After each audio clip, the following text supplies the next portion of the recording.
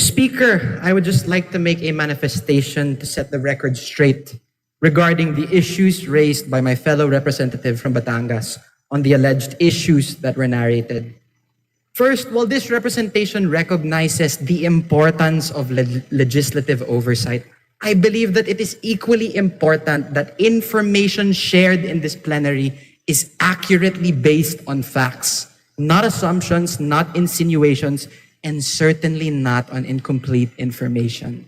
Hindi po dapat ginagamit ang plenaryong ito upang lahat na mga haka-haka o paratang na walang sapat na basehan.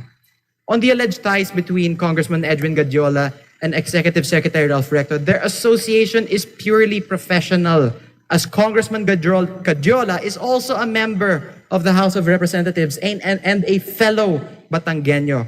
There are no personal interests involved, but only a shared commitment to fulfill their duties to their constituents.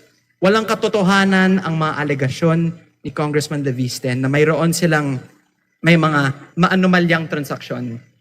Fake news po yan, Mr. Speaker. This representation is not privy to the motives of my colleague from the 1st District of Batangas, but let it be known, hindi po tayo basta-basta nagpapadala sa mga inimbentong issue dahil alam po natin kung ano ang katotohanan dito.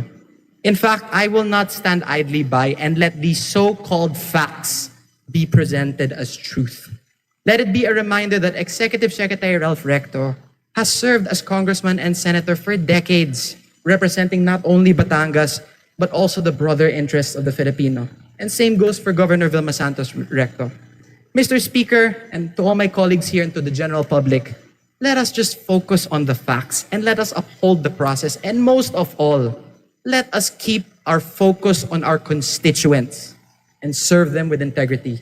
And on the subject of VAT, pagdebatihan po natin yan dito sa Kongreso. It is not the job of the executive, but our job as legislators, and we're always open for that.